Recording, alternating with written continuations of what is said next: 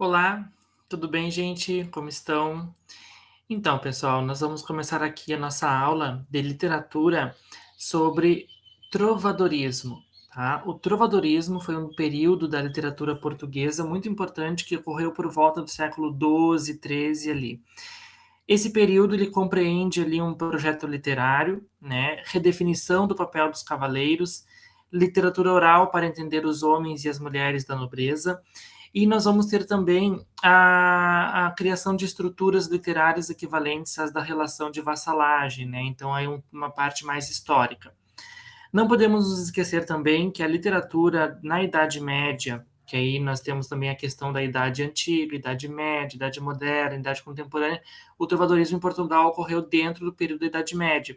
E ele é dividido em duas partes, as cantigas líricas e cantigas satíricas. O que foram as cantigas líricas?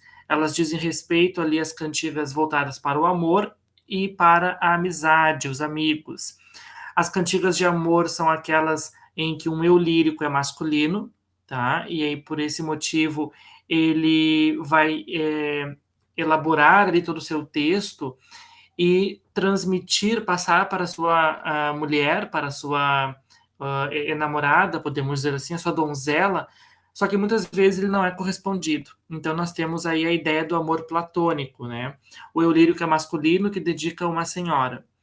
E as cantigas de amigo é o contrário, o eu lírico é feminino, tá? Mas que vai fazer um texto, vai criar uma poesia trovadoresca e dedicar a um amigo, tá? Por isso as cantigas de amor e cantigas de amigo. As cantigas depois satíricas, elas se dividem em cantigas de escárnio e maldizer.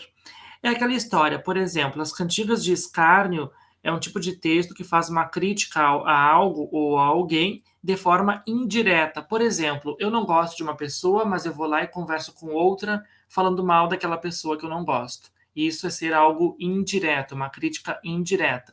E as cantigas de maldizer é exatamente a questão que se eu não gosto daquela pessoa, eu vou lá na cara dela e falo que eu não gosto dela.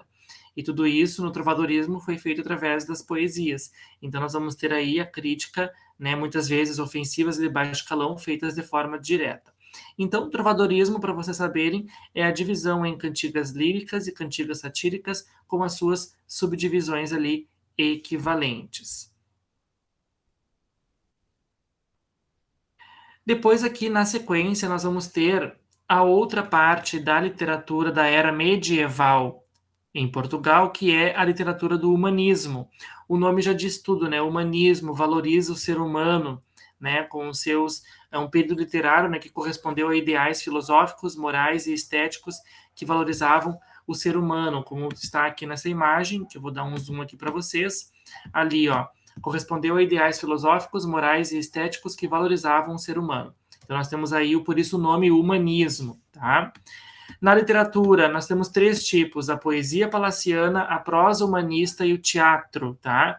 A poesia palaciana, feita nos castelos, nos palácios, né, cheia de ritmo, de expressividade, né, não era mais acompanhada pela música. Existem alguns resquícios lá do trovadorismo, mas essa poesia foi feita, né, na palaciana, os palácios, né, os castelos, também para a nobreza. A prosa humanista, dividida entre as crônicas historiográficas e as crônicas ficcionais, né, a parte mais histórica ali.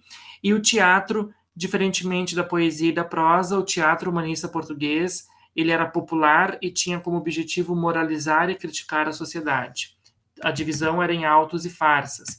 Aqui ao lado nós temos um pouquinho das características e dos autores humanistas aí, né? Lembrando que trovadorismo e humanismo fazem parte da literatura da era medieval portuguesa, tá? Que ocorreu por volta do século XII até o XIV, por ali.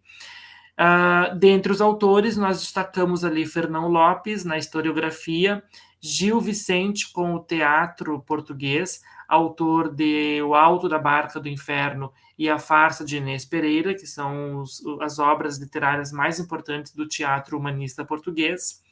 E, claro, não podemos deixar de destacar ali o Miguel de Cervantes e o William Shakespeare, que também são importantes aí nessa parte humanista. E, é claro, também na era clássica, o Luís de Camões, que é um dos exemplos ali da literatura portuguesa, já na era clássica.